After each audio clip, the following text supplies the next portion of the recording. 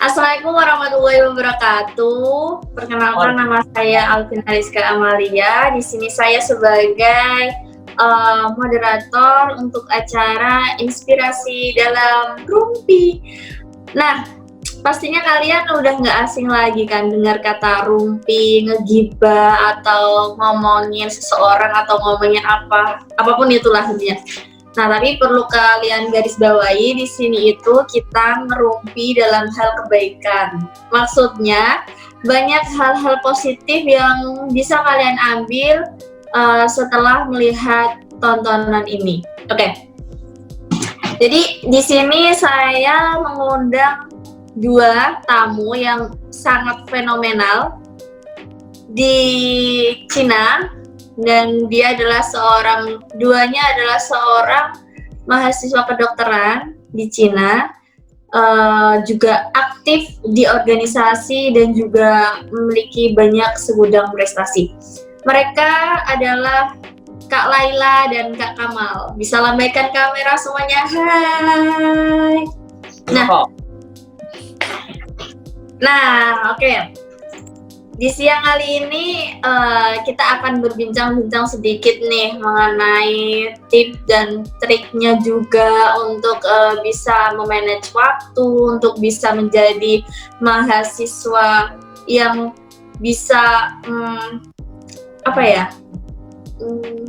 bisa berguna bagi nusa dan bangsa. Dan pokoknya kalian harus stay tune terus lah, nonton ini sampai selesai. Kalau kayak gitu kalian akan menyesal. Oke, yang pertama kita akan ingin tahu nih kita biografi di antara keduanya. Pasti kalian kepo kan, dari nama, tempat tinggal, dan lain-lain nih. Pertama kita panggil saja Kak Laila, dan Kak Laila bisa memperkenalkan nama, panggilan, dan alamat rumah. Oke, dipersilakan Kak Laila. Baik, Assalamualaikum semua. Waalaikumsalam. Perkenalkan, nama saya Laila Fakhriatul Zakiyah, biasa dipanggil Laila. Sekarang domisilinya di Desa Kalipenggung, Kecamatan Randuagung, Kabupaten Lumajang, Provinsi Jawa Timur. Oke, Lumajang berarti berdekatan dengan Madura ya? Sedikit jauh. Oh, Lumajang dekat Malang. Iya sih? Iya, tapi mungkin sekitar 2 jam, perlu 2 jam perjalanan. Oke, ngomong-ngomong nih, bentar, aku bingung juga sih. Oke, dari nama, panggilan, nama panjang, dan juga alamat nih. Pasti setiap orang memiliki hobi dong dan cita-cita yang tersembunyi. Dari Kak Laila ini apa sih hobinya dan cita-cita yang tersembunyi? Hobinya ya? Hobinya itu mungkin nonton drama Korea, drama Cina. Tapi itu ada asal-muasalnya sebenarnya.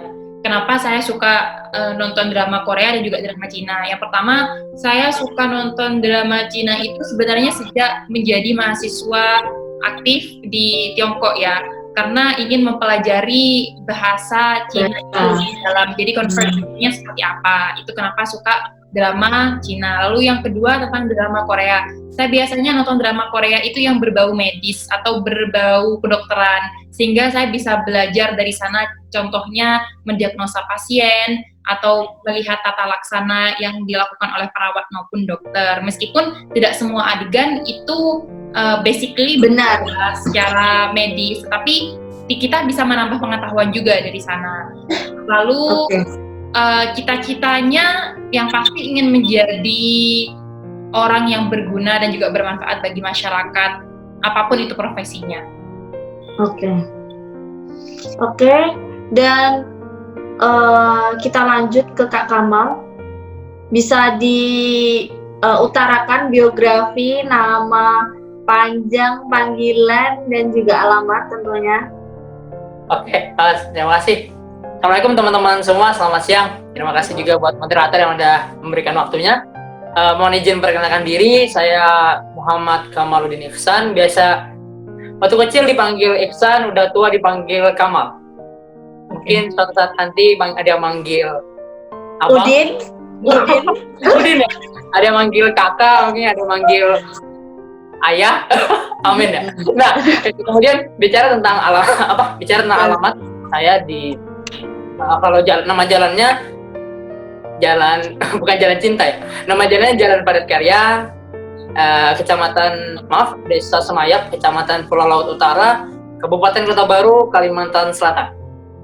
Kalau teman-teman buka peta, ada Pulau Kalimantan Selatan di daerah Tenggara, terus ada pulau di seberangnya. Nah, itu saya di sana. Ngomong-ngomong tentang Kalimantan nih. Nah, Kalimantan itu kan memiliki suku Dayak. Nah, kata-katanya sih, kata teman-teman saya nih, suku Dayak itu bukan terdiri dari satu suku, tapi banyak-banyak di setiap. Sedangkan Kalimantan itu terdiri dari beberapa wilayah, yaitu Kalimantan Barat, Kalimantan Timur, Kalimantan Selatan, dan Kalimantan Utara. Nah, mereka semua itu disebut suku Dayak, tapi setiap wilayah itu memiliki sukunya masing-masing. Itu apakah benar? Dan memiliki bahasa yang beda-beda juga. Jelas betul. Kalau gini, aku jadi cerita sedikit kalau masalah suku. Kita tahu, aku pernah baca beberapa referensi, jumlah suku di Indonesia itu ada 740-an. Kalau memang dirincikan ya. Nah, bicara tentang suku Dayak, kalau kita suku Dayak itu memang terperinci juga. Dan di Kalimantan ya bukan hanya cuma suku Dayak. Memang ada suku Banjar, suku Bugis pun ada. Kita sebar. Indonesia pokoknya udah keberagamannya Bhinneka Tunggal Ika lah. Itu kalau bicara tentang suku ya. Oke. Terus ini kakak hobinya apa? Hobi dan cita-citanya nih. Kalau Kak Laila kan memiliki hobi nonton drakor, sebagai kayak cewek-cewek pada umumnya ya, nonton drakor, dracin gitu. Terus memiliki cita-cita yang bisa bermanfaat bagi sesama manusia lah intinya. Nah, kalau kakak mah gimana nih? Kalau hobi cowok pada umumnya apa? Saya nggak tahu ya, saya bukan cowok. Betul ya. Jadi kalau aku pribadi sih, jujur aja, hobi itu udah macam-macam. Maksudnya dulu aku sukanya main bola, misalkan olahraga umumnya mungkin cowok-cowok pada suka main bola. Terus kemudian aku juga suka organisasi ya. Sejak kenal organisasi itu kurang lebih mungkin 6 tahun yang lalu, ketika SMP, kalau tidak salah waktu itu SMP. Jadi organisasi pun juga udah jadi hobi. Maksudnya berorganisasi ini maksudnya manajemen, misalnya, kemudian dia berdialektika, kemudian melatih soft skill seperti itulah. Di samping hobi-hobi olahraga yang ibaratnya biar bisa jaga kerukunan kan, juga pertemanan. Nah, itu juga tidak lepas. Aku pernah juara main futsal. Oh, tapi dari wajah-wajahnya kayak tidak menjurus ke akademi kayak apa ya? Sport. Ya, ini wajah-wajah pemain badminton kayak Lee Chong Wei, Lintan. Kan Japanese. Oke. Kalau boleh tahu nih Kak, tadi cita-citanya apa? Apa? Cita-citanya? Ya. Gini. Bicara tentang cita-cita, dari kecil berubah-ubah. Tapi seiring berjalannya waktu, aku punya cita-cita yang sama dengan kebanyakan orang, dan jujur nggak malu ya. Maksudnya kan kok punya cita-cita sama sih gitu. Karena cita-cita ini mulia. Selama itu mulia, maka untuk apa malu? Ya enggak? Nah, cita-cita betul pengen jadi orang yang bermanfaat untuk nusa, untuk bangsa. Walaupun misalkan aku jadi dokter, atau misalkan suatu saat nanti hanya jadi perawat misalkan, atau misalkan jadi tukang beca misalkan ya. Tapi jadilah tukang beca yang memang berbeda, maksudnya memang luar biasa. Memang pengen bermanfaat bagi nusa dan bangsa. Oke. Nah, tadi tuh saya mengulik dari. Aku nambah sedikit cita-cita. Aku punya mimpi sih, pengen jadi presiden. Wah. Makanya itu ya banyak suka berdialek, suka kayak apa ya, kalau dalam seumpamanya itu suka berorasi. Iya sih, kayak gitu. Tergantung. Kalau Oke. kalau memang tempatnya maka ngomong. Di setiap tempat ada kata yang tepat, di setiap kata ada tempat yang tepat. Mantap. Oke. Nah, ini nih kayaknya kan Kak Kamal nih bilang kalau dari dulu tuh ketertarikan dalam organisasi itu udah tinggi gitu. Jadi itu apa aja sih organisasi yang pernah Kakak ikuti dari dulu SMP sampai sekarang waktu jadi mahasiswa kedokteran di Cina? Kalau bicara masalah organisasi mungkin kalau dari Kak Laila mungkin lebih banyak ya, karena beliau lebih lebih lama gitu. Lama hidupnya pun juga lebih lama kan. Nah, tapi kalau bicara masalah organisasi, singkat aja, tahun pertama saya di Tiongkok, ini ketika merantau, alhamdulillah beberapa masa sebelum itu juga pernah ada organisasi seperti OSIS, itu juga pernah ada. Kemudian waktu udah di Tiongkok, alhamdulillah waktu itu jadi kepala di divisi media waktu itu. Divisi media untuk ranting Perhimpunan Pelajar Indonesia Tiongkok di ranting saya. Itu di ranting Huangshe, kemudian tahun selanjutnya jadi ketua ranting, dan alhamdulillah tahun ini juga diamanahkan untuk jadi ketua di cabang PPIT cabang Wuhan.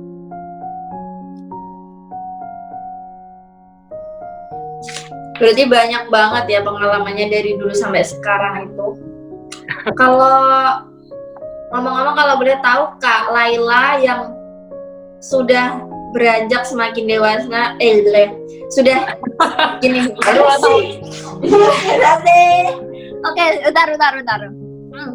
Oke, kalau boleh tahu nih, Kak Laila kan ini udah umurnya sekitar 20-an lebih, ya kan? Nah, pasti banyak dong pengalaman hidup dari mengikuti kegiatan-kegiatan kemanusiaan atau ikut kegiatan apapun itulah, dari akademik maupun non akademik. Kalau boleh tahu Kak Laila itu dulu pernah ikut organisasi apa aja sih yang paling berkesan, atau bisa diutarakan semua yang organisasi yang pernah Kak Laila ikuti? Oke, dipersilahkan. Oke. Jadi dulu waktu saya SMP Nurul Jadid, itu kebetulan SMP dan SMA-nya itu di pondok pesantren ya. Dan ketika di SMP itu berada di lembaga unggulan bahasa, jadinya di tahun kedua saya menjadi presiden Language Intensive Program of SMP Nurul Jadid, biasa disebutnya tuh LIPS gitu. Lalu di tahun ketiga saya menjadi ketua ILO. ILO itu adalah kepanjangan dari International Language Organization. Lalu di tingkat aliyah di tahun pertama itu saya menjadi OSIS di Madrasah Aliyah Nurul Jadid. Lalu selanjutnya di tahun kedua saya menjadi presiden Belkis. Belkis itu nama dari Badan Eksekutif Lembaga Quran Al-Hashimiyah, karena kebetulan saya berada di lembaga tahfidz ya, lembaga penghafal Quran seperti itu. Nah, di tahun kedua saya menjadi redaktur tim majalah di Madrasah Aliyah. Nama majalahnya adalah Majalah Karisma. Lalu sejak SMP hingga SMA memang suka bergelut dalam dunia tulis menulis.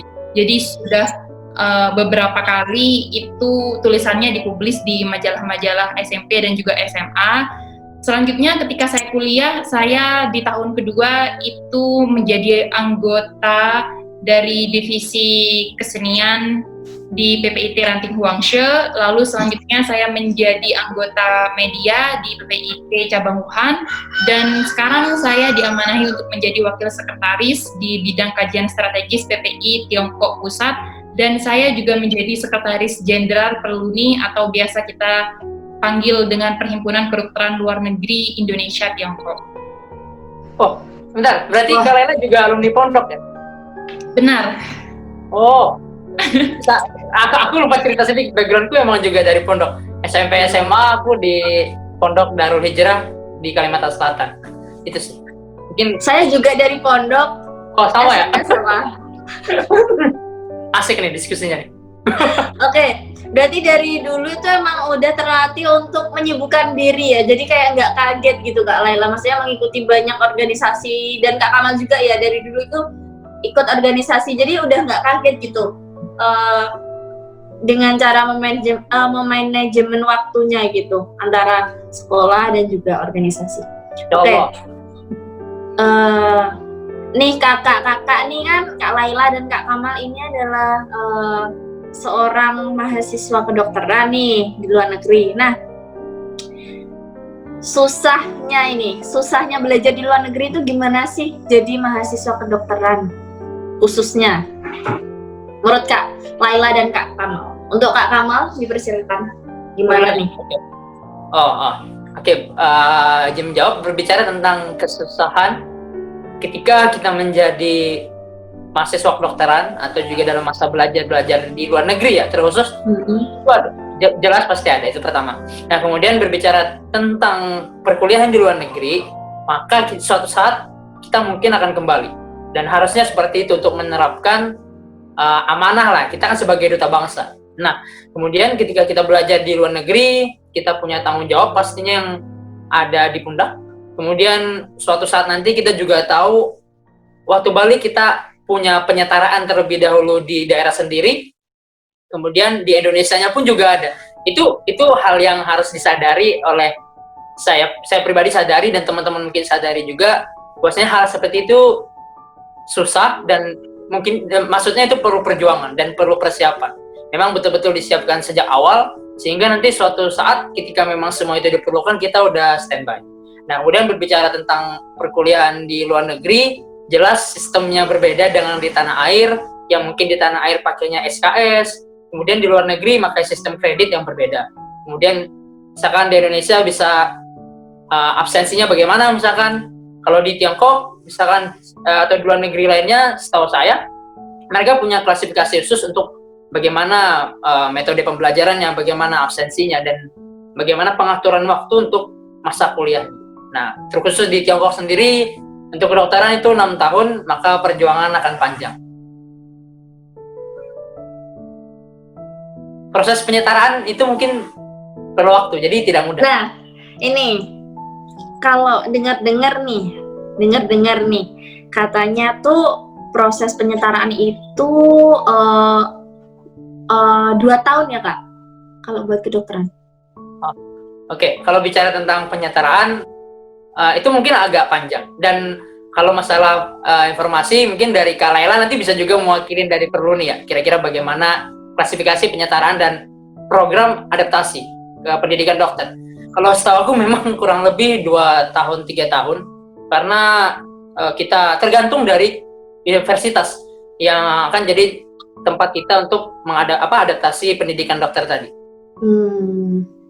Oke. Kalau menurut Kak Lale gimana? Susahnya belajar di luar negeri itu?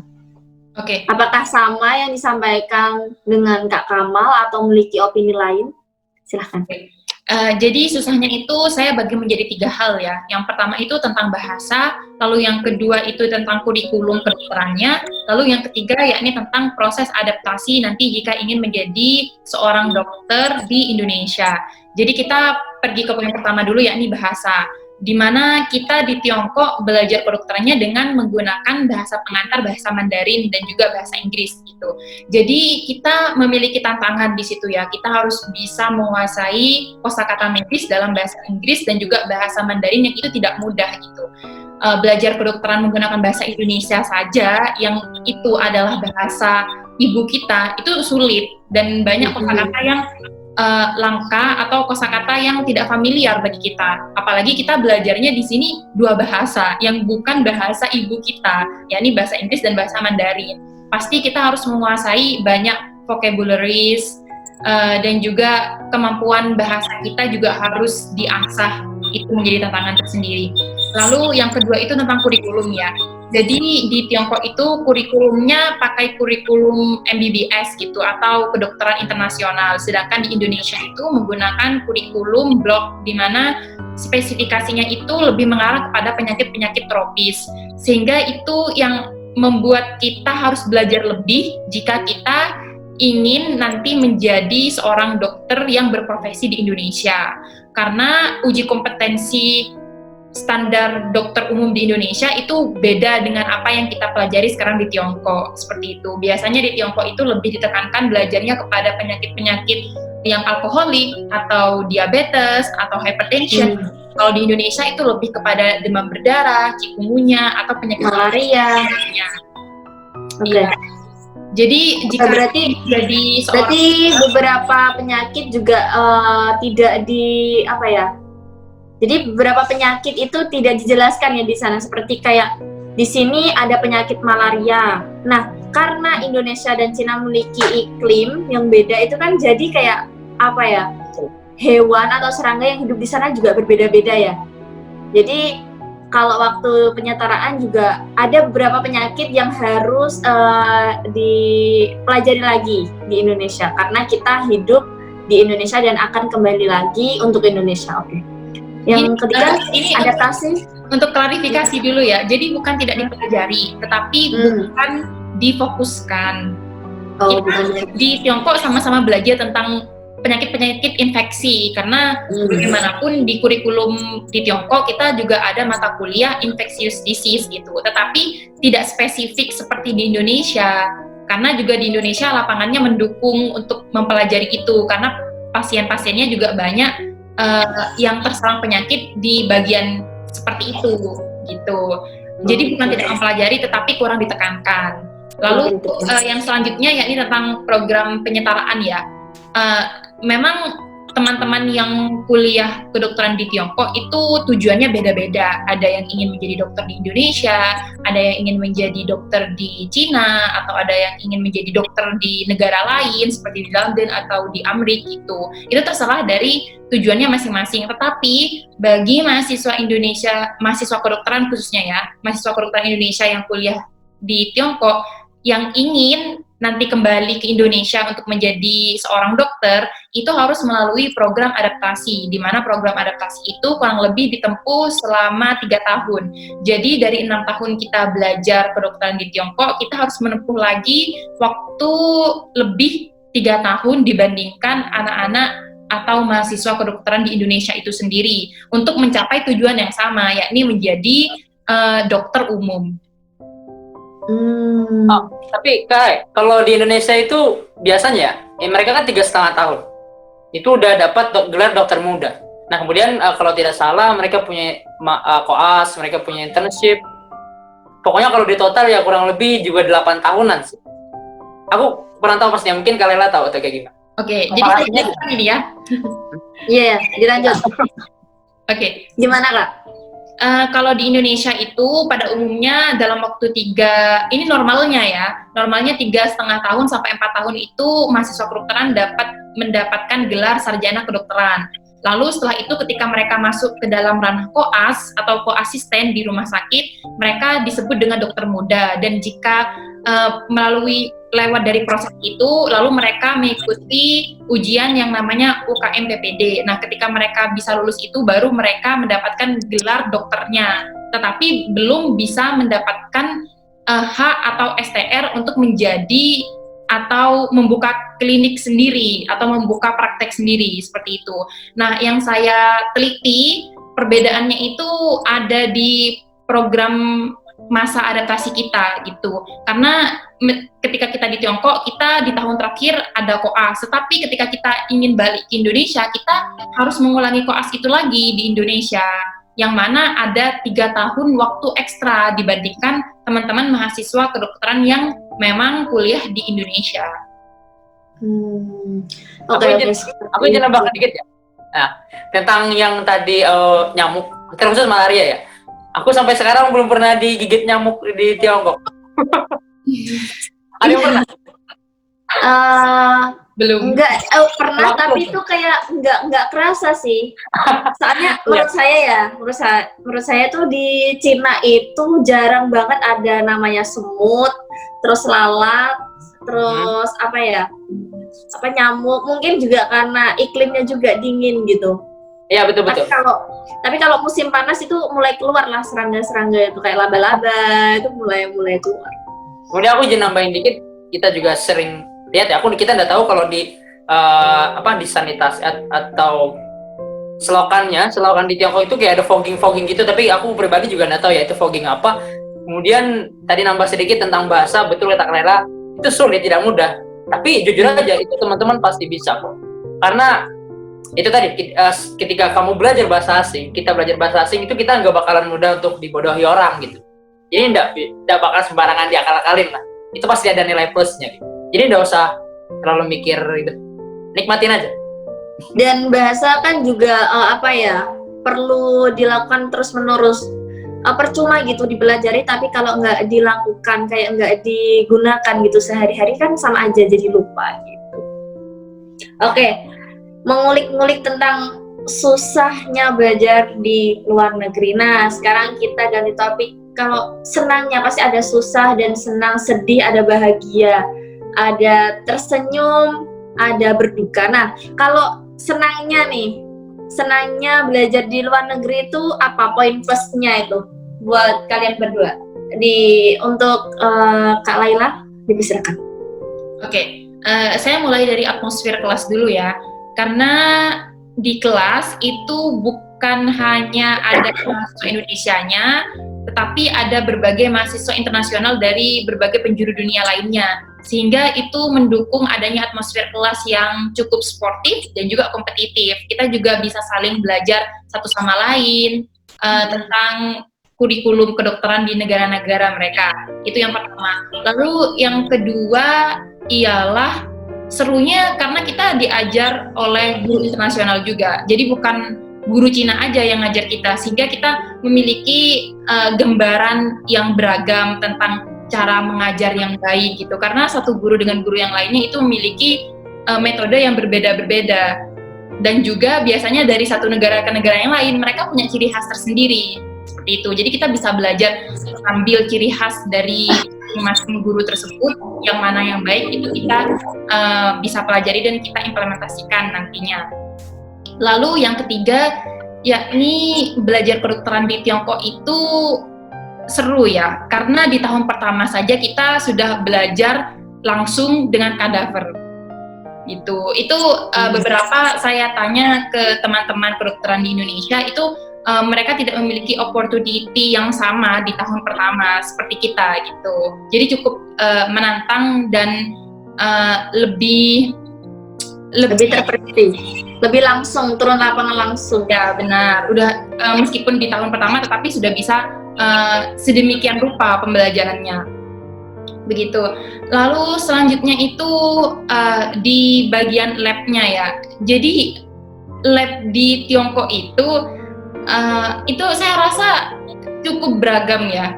Jadi dalam satu gedung kita memiliki banyak lab, entah itu lab mikrobiologi atau parasitologi atau lab-lab yang itu memang benar-benar mendukung ke pembelajaran kita sebagai kedokteran seperti itu. Itu terkadang saya bertanya juga kepada teman-teman yang berada di Indonesia, terkadang labnya entah itu terpisah atau bagaimana, tetapi kita bisa memiliki satu lab dalam satu atap yang demikian lengkapnya, dan itu cuma berbeda lantai. Ya, berbeda lantai. Oke.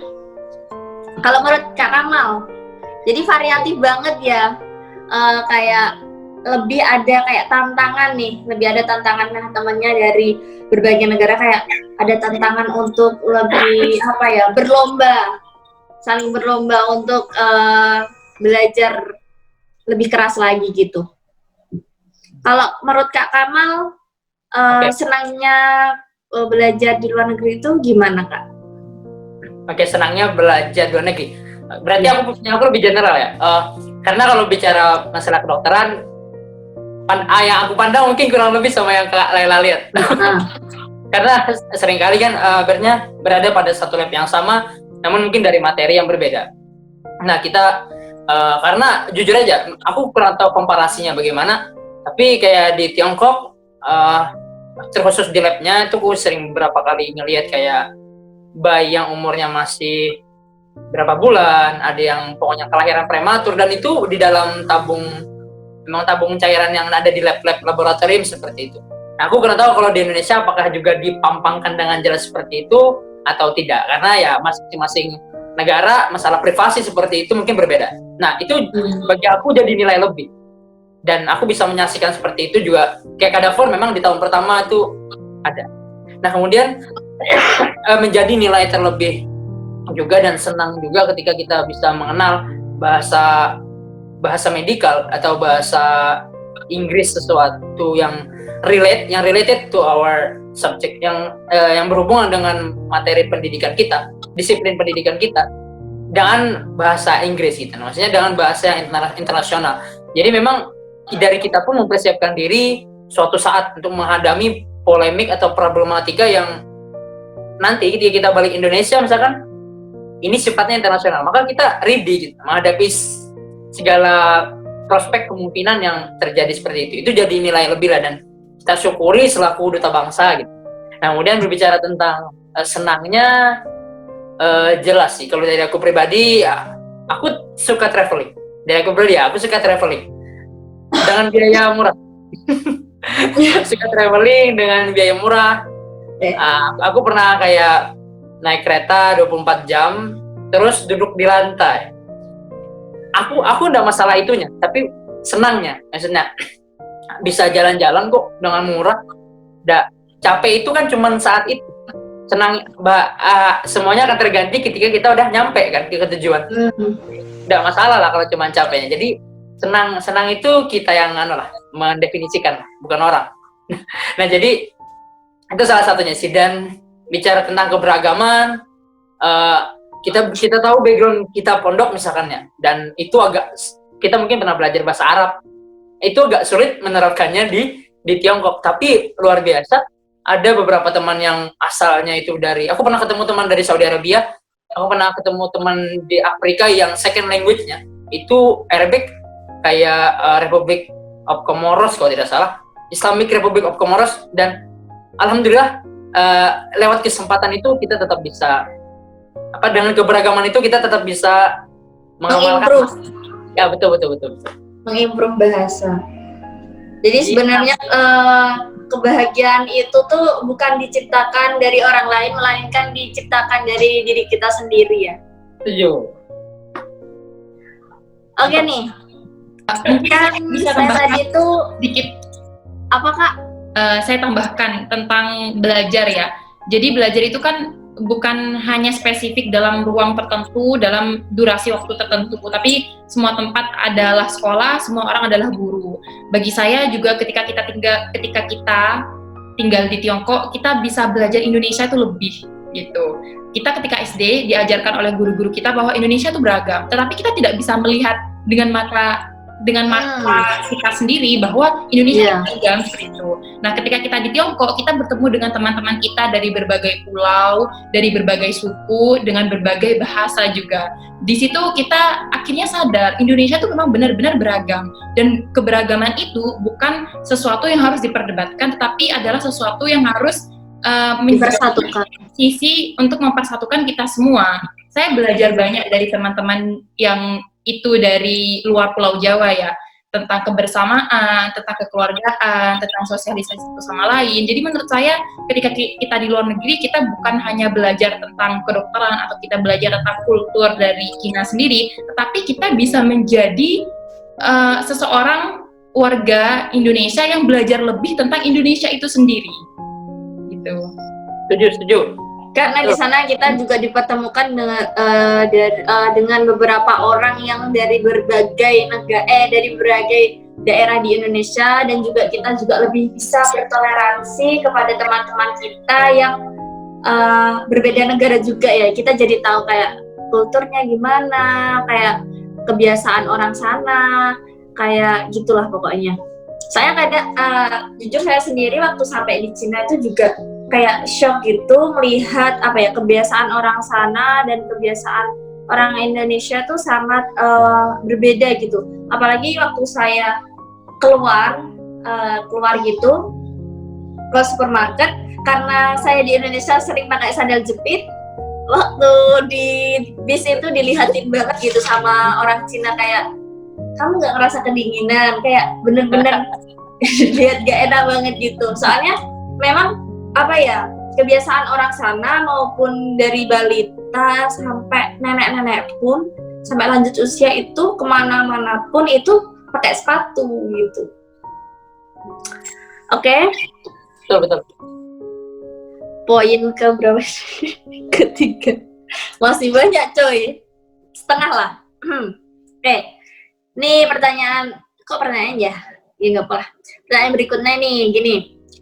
Kan saya lihat dari biografi Kak Laila, Kak Kamal, sangat banyak banget ya kayak kegiatan-kegiatan dari dulu itu ikut organisasi, ikut lomba-lomba, terus ya pokoknya ikut kegiatan akademik maupun non akademik, dan udah terbiasa untuk menyibukkan diri gitu. Intinya biar nggak ada waktu untuk kosong untuk cuma berleha-leha atau rebahan aja gitu. Nah, mengapa sih kalian sangat berambisi gitu ngikutin itu semua, padahal juga Kak Laila dan Kak Kamal juga salah satu seorang mahasiswa kedokteran juga, yang pastinya itu tugas dan lain-lain itu mesti kan banyak juga kan. Kenapa kakak itu sangat suka banget ngikutin kegiatan-kegiatan seperti itu gitu? Untuk Kak Kamal dipersilakan. Oke, aku izin jawab ya. Kenapa sih masih terus semangat gitu ketika sebenarnya sudah punya kesibukan sendiri tapi masih nyari kesibukan yang lain gitu. Oh, masih nyari kesibukan yang lain. Oke. Gini, kalau dari aku pribadi ngelihatnya begini, ketika kita punya yakin terhadap sesuatu itu ada kebaikan yang bisa kita lakukan di dalamnya, maka kenapa tidak kita coba? Nah itu, ketika kita mencoba maka kita akan mengetahui. Nah, sedikit banyaknya ketika kita udah berani terjun ke dunia organisasi, ambil contoh organisasi, berarti kita akan menjadi aktivis, maksudnya penggiat. Berarti kita memang ingin ada kontribusi yang kita lakukan, ingin ada sesuatu yang kita tanam, yang kita harap dengan terus kita sirami, suatu saat itu akan tumbuh, berkembang, bermekaran, bermanfaat untuk orang lain. Nah, ketika kita berbicara tentang kebermanfaatan, maka ini adalah sesuatu yang tidak akan ada habisnya. Jadi, ibaratnya kita udah melaksanakan sesuatu atau berbuat sebelum ibaratnya harus selesai masa kuliah. Jadi, kan kita tahu banyak relawan-relawan juga, walaupun ibaratnya belum lulus kuliahnya, tapi kita tetap pengen berkontribusi. Jadi, untuk mengabdi itu tidak harus selesai pelajaran. Justru ketika kita dalam masa pembelajaran ini, jika memang ada keyakinan, ada kebaikan yang bisa ditanamkan di dalam, yang bisa kita tanam, maka itu adalah kesempatan yang perlu diambil gitu. Karena ini akan jadi amal yang terus-menerus, akan jadi kebaikan yang terus-menerus dan bermanfaat untuk orang banyak. Tidak akan ada habisnya gitu. Kalau belajar kan lebih kepada diri sendiri ya, sebelum kita terapkan. Ya enggak sih? Nah, ketika itu kita terapkan, baru itu jadi manfaat gitu. Sementara kalau dipelajari mungkin masih manfaat untuk diri sendiri. Karena ada semangat untuk menjadi bermanfaat untuk orang lain sih. Karena umur kan tidak ada yang tahu ya. Iya juga sih. Karena menurut saya juga kayak mungkin beberapa ilmu atau pengalaman itu nggak bisa diambil dari sekolah aja gitu. Banyak cara untuk kita bisa mengambil nilai-nilai kehidupan dengan mengikuti kegiatan-kegiatan lain atau menyibukkan diri dengan hal-hal positif yang lain gitu. Gitu ya Kak? Setuju. Kalau menurut Kak Laila gimana? Oke, jadi kalau ditanya ya, saya sibuk enggak sebagai mahasiswa kedokteran? Jawabannya, mahasiswa kedokteran itu enggak sibuk. Mahasiswa kedokteran itu enggak sibuk. Yang sibuk itu adalah orang yang ambisius. Itu sibuk. Karena dia punya banyak hal yang ingin dia gapai, seperti itu. Nah, jika ditanya kenapa saya lalu mengikuti banyak hal seperti organisasi maupun hal-hal yang berbau non-akademik, itu alasannya karena saya ingin belajar lebih jauh, saya ingin belajar lebih luas, saya ingin belajar tanpa limitation gitu, tanpa batasan, seperti itu. Dan juga berbicara tentang organisasi ya, saya rasa organisasi saya itu tidak menyimpang dengan akademik saya, malah dengan organisasi itu yang menguatkan akademik saya. Karena dalam dunia akademik, saya di dalam sekolah atau di dalam kampus itu belajar, di dunia organisasi saya mengamalkan pelajaran itu. Jadi contohnya di kedokteran saya belajar tentang hipertensi, saya belajar tentang pengukuran gula darah. Di organisasi kami mencari lapangan untuk bisa menerapkan atau bisa melakukan tes kesehatan kepada masyarakat. Jadi itu memiliki korelasi satu sama lain yang mana akan membuat satu kesatuan yang lebih kuat, bukan saling menjatuhkan atau harus dijadikan kontroversi. Itu di bagian organisasi. Di samping itu organisasi saya yang lainnya yang sekarang saya diamanahkan yakni di bidang kajian strategis, di mana bidang kajian strategis PPI Tiongkok ini bergerak dalam dunia akademik dan juga dunia penelitian. Saya suka sekali dengan dunia tulis menulis karena menurut saya dengan menulis kita akan abadi, seperti itu. Jadi kita juga kedepannya tidak akan lepas dari dunia tulis menulis. Jika kita melanjutkan jenjang pendidikan kita ke ranah S2, S3 atau spesialis, kita pasti akan bertemu dengan dunia penelitian, dengan dunia tulis menulis. Jadi jika kedepannya memang kita akan bertemu dengan hal seperti itu, kenapa tidak dari sekarang kita kita asah juga. Ya. Lalu selanjutnya dalam ranah non akademik ya, kebetulan saya ikut lomba wushu biasanya yang ditawarkan oleh kampus untuk tingkat provinsi, dan juga biasanya tampil seperti tampil silat seperti itu. Menurut saya wushu dan silat itu adalah ranah olahraga ya, ranah kebugaran. Di situ saya bisa mengimplementasikan jati diri saya sebagai mahasiswa kedokteran. Karena menurut saya menjadi seorang dokter itu bukan hanya tentang kita mengajarkan masyarakat berbagai hal dalam ranah kesehatan. Kita juga memiliki kewajiban untuk preventif dan juga kuratif. Sehingga ketika kita harus terjun untuk memberikan sosialisasi kesehatan, itu absahnya kita harus mencontohkannya seperti itu. Nah, non-akademik saya alhamdulillah berkolerasi dengan apa yang saya inginkan ke depannya.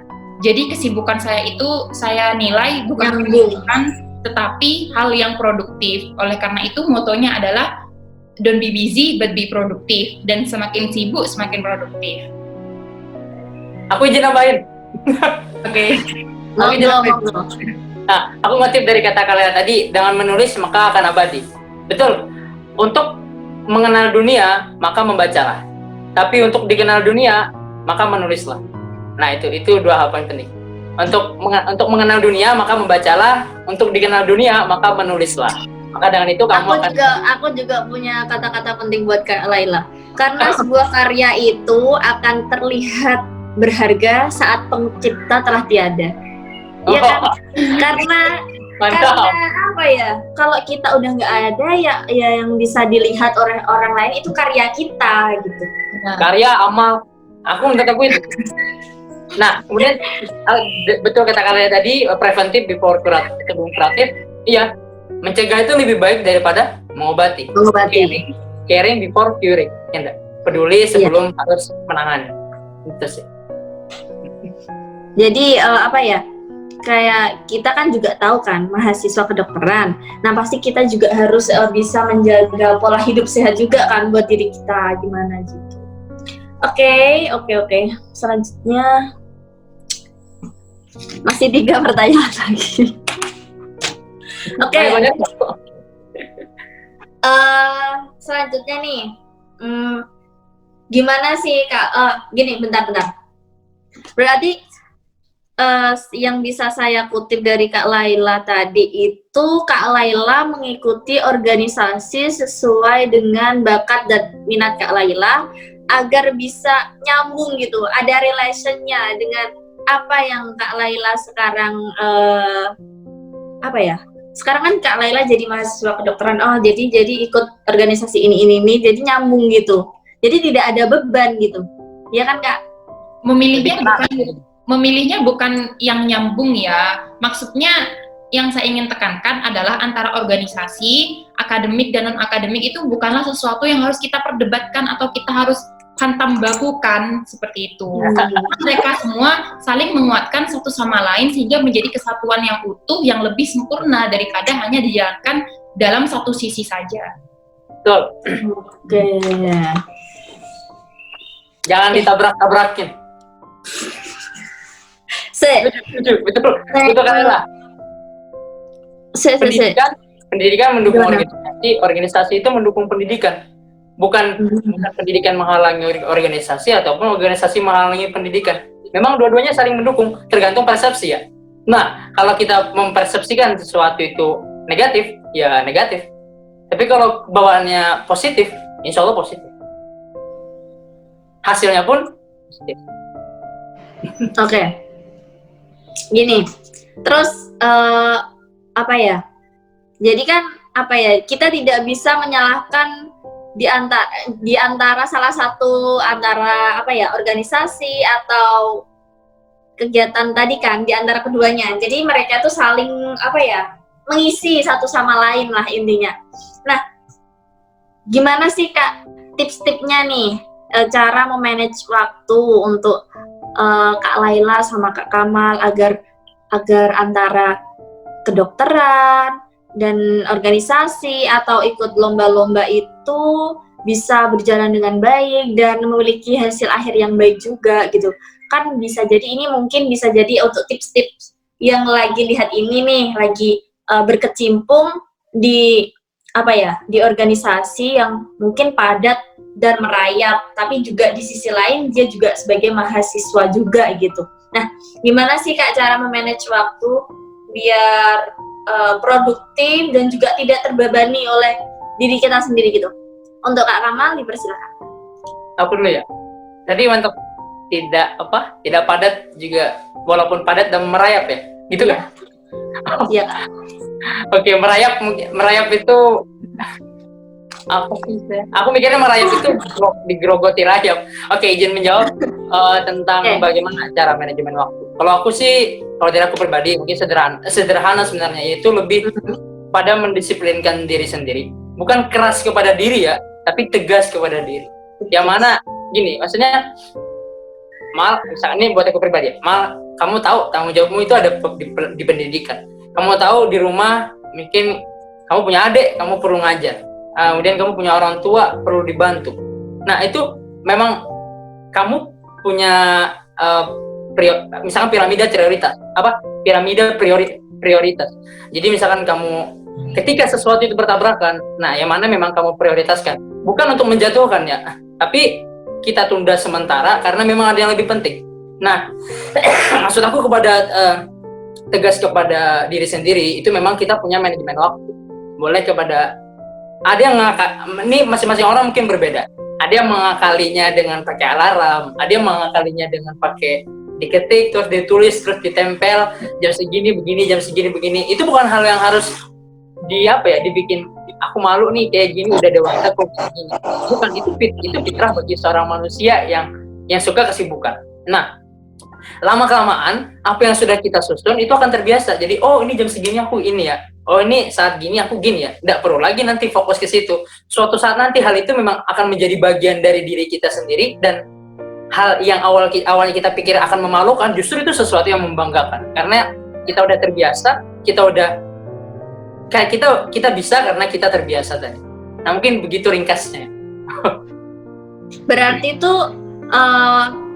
sesuatu hal yang sebenarnya itu dilakukan secara berulang-ulang, itu secara tidak langsung itu akan berpola langsung di otak kita gitu. Jadi kayak udah nggak jadi beban lagi gitu loh.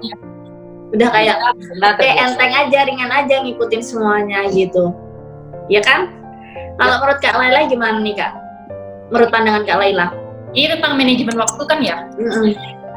Oke, tentang manajemen waktu itu tadi kuncinya adalah semakin sibuk akan semakin produktif. Oleh karena itu saya rasa ketika banyak kegiatan memang itu tidak sulit ya. Kita harus berkompromi dengan jam istirahat kita. Kita harus berkompromi dengan contohnya jam untuk bisa bermain atau hangout dengan teman-teman, seperti itu. Tapi kita kan memilih mana outputnya yang lebih baik untuk kita. Apakah lebih baik kita hanya bersama teman kita, hangout aja, atau kita lebih memilih untuk contohnya sibuk, untuk berprestasi, untuk berorganisasi. Itu semua pilihan kita. Dan setiap pilihan pasti ada konsekuensinya masing-masing. Oleh karena itu, ditekankan bahwa manajemen waktunya itu memang harus bisa erat sedemikian mungkin ya. Jadi contohnya hari ini apa saja yang harus dilakukan, seperti itu. Jadi kalau kita punya manajemen waktu, kita punya apa saja yang harus kita kerjakan pada hari itu insya Allah kita bisa lebih produktif daripada hanya kita memiliki sedikit kesibukan. Karena biasanya ketika jadwal kita tidak padat, ketika kita banyak waktu longgangnya, itu malah membuat kita semakin malas untuk bekerja atau melakukan sesuatu hal gitu. Malah ketika kita agak sibuk, itu malah semuanya jadi keteteran. Nah, kalau kayak gitu kenapa gak sekalian kita sibuk sehingga dalam satu waktu bisa menggapai banyak hal seperti itu. Jadi itu kuncinya tadi, produktif bukan sibuk. Gitu. Jadi kayak apa ya? Semakin sibuk, semakin produktif. Jadi semakin produktif, semakin banyak hasil yang akan dituai nantinya gitu. Nah, Walaupun nggak tahu kapan, tapi pasti itu akan ada apa ya, impact-nya kita gitu. Iya Kak. Oke. Terus menurut tanggapan Kakak nih, gimana sih melihat anak-anak yang antara sekolahnya gitu, kadang-kadang kan ada kan mahasiswa udah di semester akhir, terus kayak kadang-kadang menyepelekan. Nah, ujung-ujungnya itu skripsi ketunda, akhirnya kayak nggak berjalan gitu. Dan kadang-kadang juga ada di pertengahan semester atau anak-anak mahasiswa lah, dia itu ikut organisasi juga. Jadi antara apa ya, sekolah sama organisasi itu macet semua. Itu gimana menurut tanggapan Kakak? Untuk yang pertama itu gimana sih caranya agar kita itu nggak nunda-nunda pekerjaan gitu? Kayak tadi yang kebanyakan tuh skripsi itu. Nah, kebanyakan orang itu kayak menganggap remeh, terus akhirnya ketunda-tunda, akhirnya skripsinya telat kayak gitu. Gimana Kak? Menurut Kakak? Kakak yang Kakak mau? Aku dulu ya. Oke. Gini, kalau sesuatu itu udah jelas deadline-nya, maka ketika sesuatu itu sudah jelas tenggang waktunya kapan, maka aku izin menyampaikan lagi bahwasanya untuk menunda sesuatu, maka ketika pengen menunda sesuatu, maka ingatlah kenapa kita waktu itu memulai itu. Nah, ketika kita berbicara tentang memulai, mungkin banyak ya, ada yang aku memulai ini karena orang tua, misalkan aku memulai ini bukan karena aku sendiri, aku memulai ini karena ini keren, atau ini karena nanti suatu saat kalau kerja ininya begini misalkan. Nah, itu kita perlu mengesampingkan itu, karena itu semua kembali kepada ego sebenarnya, kepada sifat keakuan lah, maksudnya sifat yang harusnya itu bisa kita kesampingkan ketika kita tahu jelas bahwasanya sesuatu itu memang sudah deadline-nya. Nah, berbicara tentang itu, maka kita perlu kembalikan lagi semangat awal gitu. Apa sih sebenarnya yang menjadi semangat gitu? Kita mau bertahan sampai tahun ketiga, misalkan rata-rata orang bikin skripsi itu di tahun ketiga kan? Nah, atau di tahun keempat. Nah, cari alasan kenapa aku bisa bertahan selama 3 tahun. Apa sih yang bikin aku nggak bosan-bosan tetap berangkat kelas atau tetap meluangkan waktu untuk memikirkan sesuatu yang mau aku tunda-tunda. Padahal aku 3 tahun itu masa mau aku sia-siakan hanya dalam 1 tahun. Bagaimana dengan 3 tahun? Nah, itu mungkin perlu diingat-ingat kembali, anamnesis diri, aku bilang tadi, anamnesis diri, kira-kira apa sih gitu, yang ibaratnya mungkin kemis dan perlu diintrospeksi kembali. Jadi kayak mengintrospeksi diri sendiri juga, jangan terlalu ngikutin ego. Dan ingat tujuan kita ke depannya. Kalau menurut Kak Laila gimana? Oke. Ini tentang manajemen waktu. Jadi menurut saya itu ada ya satu kata yang itu tepat banget. Kata itu berbunyikan all beginning is difficult. Maksudnya itu setiap permulaan itu sulit gitu. Sama seperti ketika kita ingin mengerjakan skripsi kita, contohnya. Kayak mau di depan laptop, mau duduk di depan laptop, baca banyak Ngantuk. males banget gitu kan ya. Dipikir kok jadinya males banget gitu. Coba kita mulai dulu gitu. Coba kita duduk di depan laptop, kita sediakan literatur yang kita butuhkan. Coba dulu gitu. Kita mulai dulu gitu.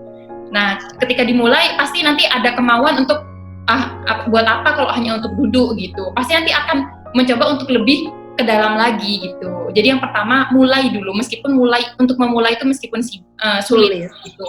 Lalu yang kedua itu kenali diri kita. Saya mengutip dari bahasa Mandarinnya itu Sun Tzu. Jadi beliau adalah seorang jenderal militer Cina ya zaman dahulu kala. Dan beliau itu menulis Art of War, di mana saya mengutip dalam buku tersebut, beliau mengatakan untuk memenangkan suatu peperangan, maka kamu harus mengenali diri kamu sendiri, lalu kamu mengenali musuh kamu. Di sana kita bisa melihat, apa sih yang buat saya itu menunda-nunda waktu ini? Apa yang membuat saya malas untuk mengerjakan hal ini gitu. Jadi contohnya mau mengerjakan skripsi, tapi malas gitu. Mungkin kita lihat, oh aku malas mengerjakan skripsi karena aku kalau ngerjakan sendiri aku ngerasanya malah pengennya tidur, malah ngantuk. Nah, kita bisa ajak teman kita bisa kerja kelompok, yuk kita ngerjakan dan bahas skripsi bareng-bareng gitu. Nah, biasanya kan kalau bareng-bareng kita lebih bersemangat, kita bisa lebih asik dan seru karena kita memiliki banyak pandangan akhirnya dari orang-orang lain seperti itu, bukan hanya dari kita sendiri seperti itu. Jadi diri kita. Izin lama dikit. Iya. Dari yang Kalela tadi, yang awal-awal, don't be busy but be productive, after productive then be creative. Jadi habis busy terus produktif kan udah. Nah setelah produktif kembangkan lagi dengan kreatif. Jadi ketika ada masalah kayak misalnya dalam penulisan skripsi, maka kreatifkan diri. Oh ternyata aku memang kalau sendiri itu tadi kata yang disampaikan Kalela agak sulit. Oh ternyata kayaknya nih aku perlu teman nih, cari teman lah. Kayak sederhana kan seperti itu sebenarnya. Intinya memulai. Kalau tidak dimulai maka udah pasti gagal kan. Kalau memulai itu ada kemungkinan gagal. Tapi kalau tidak pernah mencoba maka emang udah gagal. Gitu nah. Kalau memulai itu kemungkinan ada gagal. Ada dua. Kemungkinan gagal ada gagal dan sukses kan. Tapi kalau tidak memulai maka pilihannya cuma satu, ya gagal. Ya. Kalau gini, kalau lagi ngerjain skripsi misalkan ya ketik aja paragraf awal. Kalau dirasa jenuh satu paragraf, tambah aja lagi 2 paragraf. Itu mindset pribadi. Dan itu bisa dibiasakan dan dikasih asik, dikreatifkan gitu.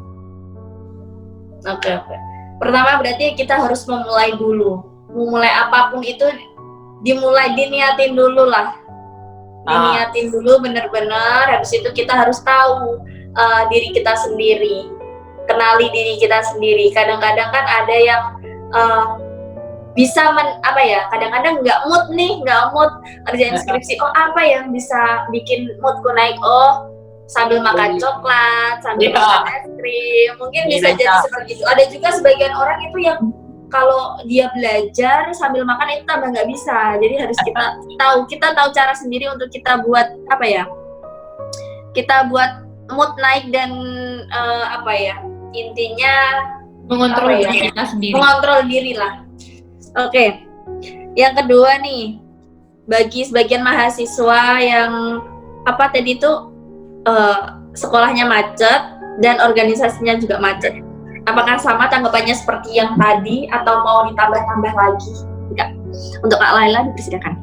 Oke, organisasi macet, kuliahnya macet.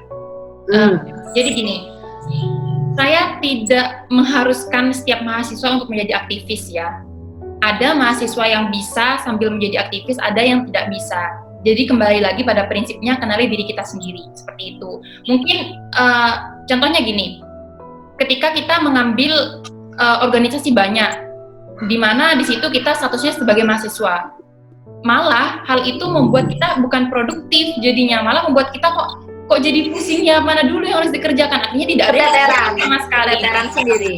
Ya, jadi lihat dulu kemampuan kita mampunya fokus di akademik saja atau kita mampu juga untuk dibarengi dengan organisasi dan juga non akademik gitu. Jika mampunya hanya fokus pada bidang akademik ya tidak apa-apa, asalkan bidang akademiknya memang benar-benar diasah, memang benar-benar difokuskan seperti itu. Lalu yang kedua, ini saran untuk mereka yang memang ingin bergelut dalam dunia aktivis dan juga non akademik ya, itu usahakan memang ada tujuan di sana.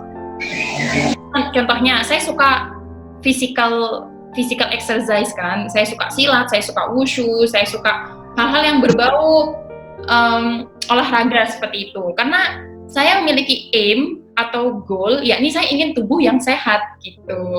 Jadi memang harus ada tujuan dari apapun yang kita lakukan. Saya berorganisasi, saya ingin menambah relasi, saya berorganisasi di bidang kajian tulis-menulis karena saya ingin bisa memiliki skill tulis-menulis yang kedepannya bisa saya kembangkan contohnya. Jadi harus ada goal, harus ada korelasi satu sama lain. Oke, berarti pertama itu ya kita harus kenali diri kita harus kenali kita harus tahu bakat dan minat kita juga harus memikirkan gimana ya, kita tuh nggak bisa kayak ngambil kesimpulan cuma sesaat gitu, karena itu menjalani sebagai seorang aktivis itu nggak cuma 1 hari 2 hari, tapi dia juga harus bisa berkomitmen sampai seterusnya itu sampai selesai batas waktunya emang. Jadi kita harus tahu kemampuan kita, apakah aku bisa apa enggak gitu. Jadi kita harus tata niat juga, dan kita harus tahu juga apa sih tujuannya aku ngikutin ini semua.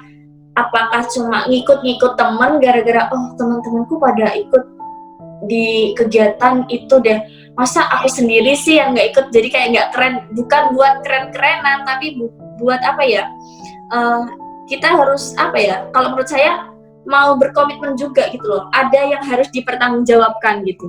Kita mengambil apapun itu tuh harus ingat tanggung jawabnya juga gitu, jangan asal-asalan ngikut gitu. Iya.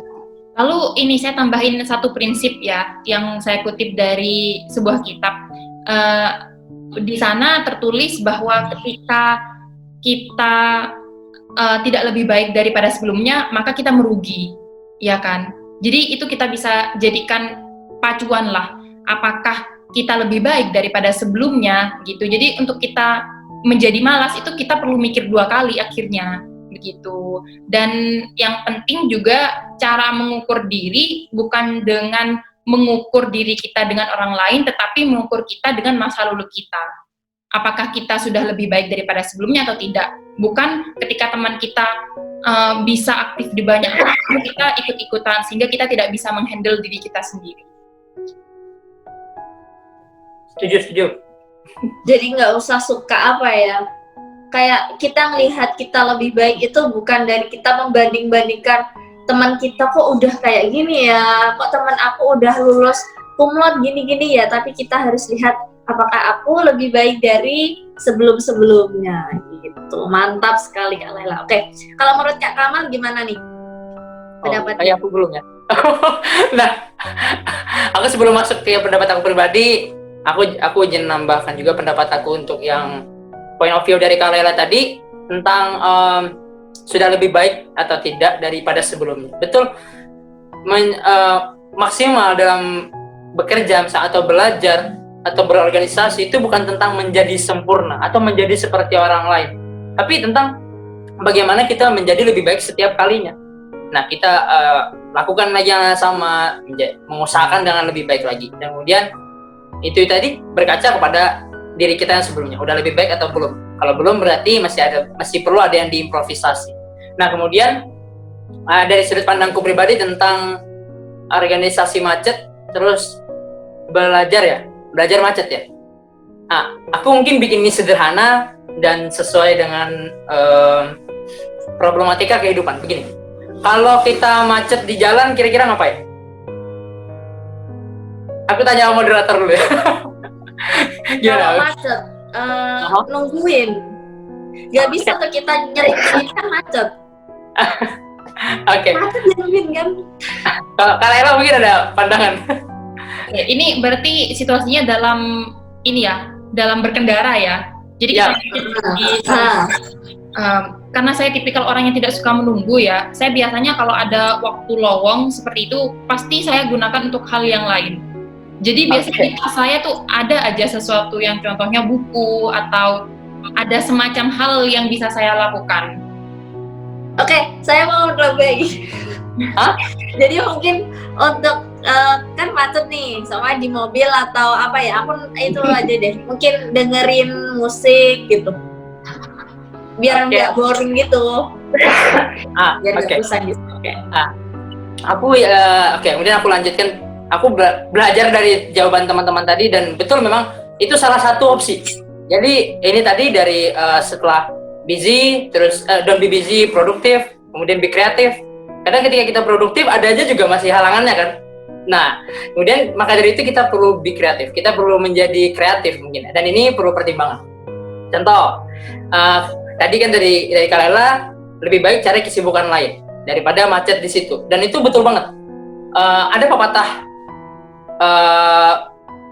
scholar sih istilahnya, atau ilmuwan-ilmuwan terdahulu, mereka bilang begini, istirahat itu ada dalam pergantian pekerjaan. Nah, itu istirahat ya. Jadi sebenarnya istirahat itu bukan hanya tentang tidur, tapi dari belajar, oh ternyata kita pindah ke ngopi, misalkan fokus santai ngopi 5 menit, terus balik lagi ke lain, itu sudah termasuk dari istirahat sebenarnya. Aku izin kutip dalam bahasa Arab, dibilangnya ar-rahatu fi tabadulil amal. Istirahat itu dalam pergantian pekerjaan. Nah, berbicara tentang macet tadi, terus dari Alvina, mungkin kita bisa dengerin musik dan lain-lain. Bahkan opsi ketika kita berada pada saat macet itu luar biasa banyak. Kalau mau menunggu, ada 2 opsi. Nunggu lampu hijau atau nunggu lampu kuning. Kalau lampu hijau berarti jelas aman, kalau kuning itu masih opsi. Nah, kalau kita berani, ya maju. Tapi konsekuensinya harus siap. Baik itu aman atau tidak. Nah, itu kalau lampu kuning. Kemudian opsi lainnya, kalau kita tidak mau macet dengan berkendara, maka kita bisa jalan kaki. Naik trotoar, jalan samping. Ya enggak? Itu walaupun lebih lambat, yang penting tetap lewat gitu. Nah, tapi ada konsekuensinya juga. Motornya misalkan ketinggalan atau udah terlalu cepat dan lain-lain. Kemudian bisa juga ketika kita udah lihat di depan ini bakalan ada macet, ya kita cari aja jalan pintas. Maksudnya jalan pintas itu bukan jalan yang instan ya, tapi jalan cerdas.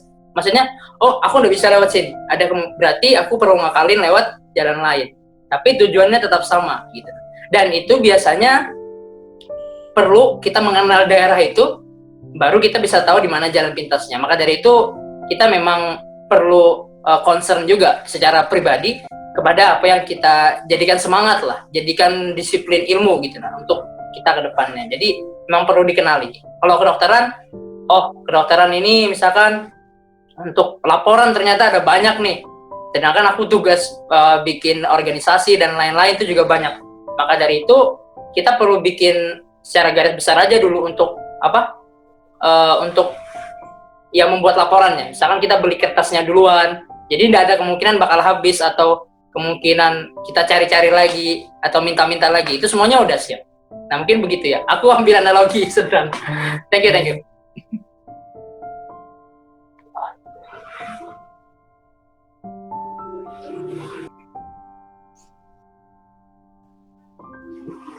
Oke, untuk pertanyaan terakhir nih. Terakhir banget. Nah,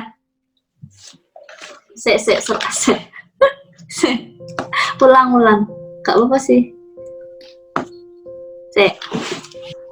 Ulang ya. Ini nih untuk pertanyaan yang terakhir banget nih. Gimana sih tanggapan kakak-kakak ketika ada anak yang sering mengeluh? No, salah. Ya Allah, maklumi. Oke, pertanyaan terakhir buat kakak-kakak.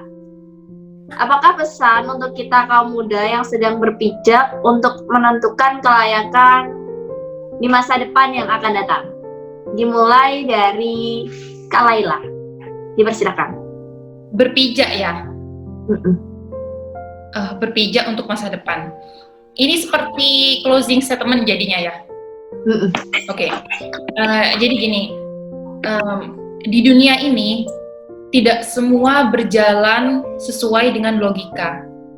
Tidak semua usaha yang kita kerjakan itu kita bisa berhasil mencapainya. Ada faktor X, ada faktor yang istilahnya sama seperti kepercayaan kita. Kita percaya kepada Tuhan, tetapi Tuhan tidak bisa kita lihat. Dunia itu berjalannya ada hal seperti itu, gitu. Oleh karena itu, ketika kita sudah berusaha keras, ketika kita sudah menentukan banyak target dalam hidup kita harus juga memaksimalkan faktor X itu, faktor doa. Sebagai poin saya nomor 1, yakni jangan lupa untuk berdoa kepada Allah, perbaiki ibadah kita.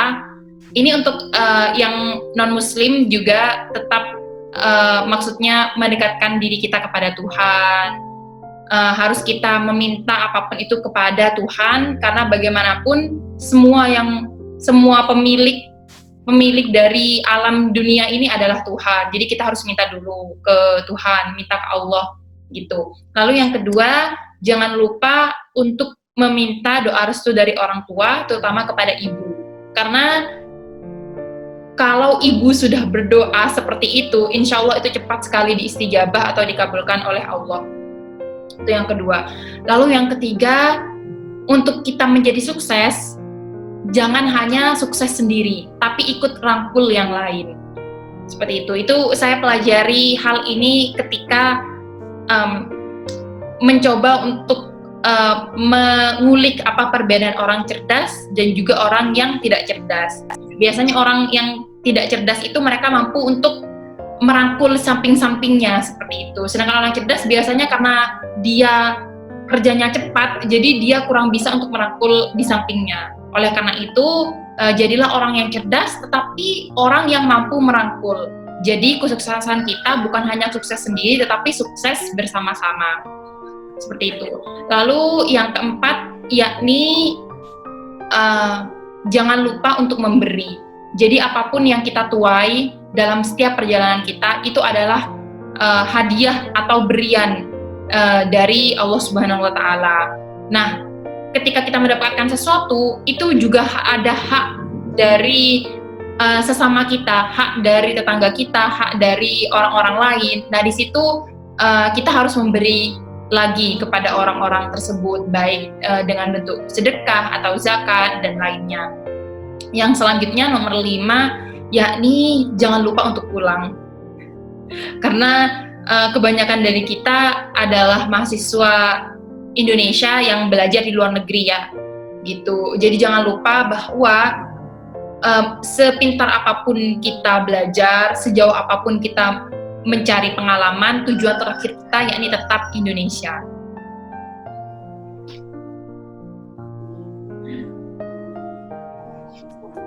Aduh, pencet lagi. Berarti ada 5 poin dari pesan-pesan Kak Laila, itu ada 5 poin. Yang pertama itu 1, doa. Doa itu tetap kita gantungkan semua harapan itu kepada yang penguasa, pastinya. Nah, yang kedua, restu orang tua. Karena restu orang tua atau terlebih lagi restu ibu itu restu Tuhan juga. Ridho Tuhan juga. Yang ketiga itu sukses dan merangkul orang lain. Terkadang itu orang kalau sudah sukses, sudah berada di atas, di puncak kesuksesan tuh kadang-kadang dia lupa dan dia menyombongkan dirinya. Dia kayak melupakan asalnya dia dari mana gitu. Terkadang seperti itu. Yang keempat, jangan lupa memberi. Memberi itu bukan hanya dengan sebuah materi, bukan hanya dengan uang, tapi kita juga memberi dengan cara kita berbagi pengalaman, kita memberi dengan cara menyalurkan ilmu kita gitu, agar lebih bermanfaat untuk sesama. Yang kelima itu pulang. Ya, bener banget. Kadang-kadang ada yang kayak udah nyaman, udah terlanjur nyaman di sana, terus males dengan ibu pertiwinya asalnya dari mana, tapi itu semua tergantung pada diri masing-masing. Ingin berkontribusi di negaranya untuk lebih maju lagi, untuk memperbaiki negaranya, atau ingin apa ya, ingin seterusnya kayak menggali potensi untuk lebih baik lagi di negara lain. Itu tergantung masing-masing orang. Oke, kalau dari Kak Kamal sendiri bagaimana tanggapannya? Dipersilakan. Oke, terima kasih Alvina. Aku izin pindah tempat ya dari sana ke sini. Ini berarti sepaket dengan closing statement dan juga tentang apa? Tidak jauh-jauh sih dari pesan gitu, tentang kita yang mau menentukan kelayakan ya, tentang apa yang akan kita pilih. Oke, berbicara tentang layak dan tidak layak itu pertama kita yang menentukan, itu pasti. Nah, dan didukung, betul kata Kalaya tadi, dengan dukungan orang tua, itu yang pastinya. Karena yang wajib berbuat baik dengan kita itu cuma orang tua. Orang di sekitar kita itu mereka tidak punya kewajiban untuk berbuat baik dengan kita. Walaupun ketika kita punya cita-cita dan orang lain ada memburukan, ya itu fitrah manusia gitu. Mereka tidak punya tanggung jawab untuk mendukung kita sepenuhnya. Orang tua yang punya tanggung jawab itu. Maka betul doa orang tua itu juga doa apa? Sangat diijabah. Ya, langsung strike ke atas lah, langsung menuju kepada Tuhan. Karena orang bilang perwakilan apa Tuhan di dunia itu ibaratnya kasih sayangnya, kita lahir dari rahimnya. Rahim itu artinya kasih sayang kalau dalam bahasa Arab. Ya jelas berarti perwakilan orang tua di dunia itu memang orang tua. Maka yang wajib berbuat baik kepada kita dan kita pun wajib berbakti kepadanya itu orang tua. Itu selalu jadi poin penting. Dan kelayakan itu sekali lagi aku tekankan bukan orang lain yang memutuskan, itu diri sendiri. Ketika kamu bilang kamu layak, berarti kamu perlu siap. Ketika kita bilang kita belum layak, berarti ada kelayakan lain yang perlu kita tuju. Dan kita tidak perlu dan tidak boleh berhenti pada suatu keputusan yang kita bilang kita tidak layak. Tidak sesederhana itu sebetulnya. Dan ketika memang kita udah punya target, namun nauzubillah, misalkan kita berlindung dari kemungkinan terburuk, sesuatu itu terjadi. Nah, maka ketahuilah bahwasanya Tuhan itu tahu yang kita butuhkan lebih daripada yang sekedar kita inginkan, bahkan lebih dari sekedar yang kita cita-citakan. Itu Tuhan tahu yang lebih baik dan yang lebih kita perlukan. Nah, jadi bukan tentang kita merencanakan seperti apa gitu. Itu cuman proses, itu cuman ikhtiar, itu cuman usaha, itu cuman ingin seperti apa sebenarnya kita berjuang. Karena disitulah makna ketulusan gitu. Dan ketika kita menyampaikan mimpi-mimpi kita, kemudian perjuangan kita dan usaha kita itu selaras dengan mimpi yang kita cita-citakan. Nah, kemudian mungkin closing statement-nya dari aku sederhana aja sih. Intinya terus berjuang. You are what you are, you think. Gitu. Nah, intinya kamu adalah apa yang kamu pikirkan. Ketika kamu pikir kamu yakin, maka kamu adalah keyakinan itu sendiri. Ketika kamu menyertakan keikhlasan, ketika kamu menyertakan ketulusan, ketika kamu menyertakan niat-niat baik, elemen-elemen baik di dalam apa yang kamu cita-citakan, apa yang kita percaya untuk menjadikan kita layak, maka itu akan menjadi teman gitu. Itu akan menyatu dalam cita-cita itu sendiri. Ya, sekian, terima kasih. Oke, berarti yang pertama itu kita tuh harus menentukan diri kita, kayak aku ini harus pengennya apa sih, maksudnya di masa depan ini aku ingin menjadi orang yang sukses atau orang yang stuck di situ-situ aja. Kayak kita harus bisa menentukan diri kita masing-masing ke arah mana kita akan menuju, ke jalan mana kita akan berjalan kayak gitu. Terus yang kedua itu tadi orang tua itu Tuhan kita di dunia, maksudnya kayak perantara Tuhan, perantara doa untuk Tuhan ya. Oke. Dan hari ini sangat banyak banget ya kisah inspiratif dari tadi, susah senangnya kuliah di luar negeri, terus habis itu tentang gimana cara memanajemen waktu yang lebih baik saat kita mengikuti organisasi atau kegiatan akademik non akademik di luar kampus, terus habis itu cara kita mengatasi rasa malas kita, kayak mencari jati diri kita, gimana sih mood, agar menaikkan mood, kan semua itu tergantung pada diri kita, karena yang lebih tahu gimana kita itu diri kita sendiri. Dan yang terakhir tadi sudah diutarakan 2 bintang tamu, yaitu Kak Kamal dan Kak Laila, tentang kelayakan kita, tips-tips gimana cara kita biar bisa layak di masa depan tadi sudah diutarakan. Terima kasih untuk waktunya, dan maaf apabila banyak kesalahan kata dan banyak banget sisi-sisi positif yang hasil kita ngerumpi siang kali ini. Oke. Untuk Kak Laila dan Kak Kamal, terima kasih banyak. Bisa melambaikan tangan dulu di kamera, oke? Assalamualaikum warahmatullahi wabarakatuh. Bye-bye. Waalaikumsalam warahmatullahi wabarakatuh. Oke guys, dan berakhir sudah acara pada siang kali ini dengan 2 narasumber yang sangat hebat dan inspiratif. Semoga kalian juga bisa mengambil hikmah dari perbincangan Rumpi siang kali ini. Dan jangan lupa stay tune terus di YouTube PPIT Huangshe, yaitu kalian juga wajib follow IG PPIT Huangshe. Jangan lupa, bye-bye.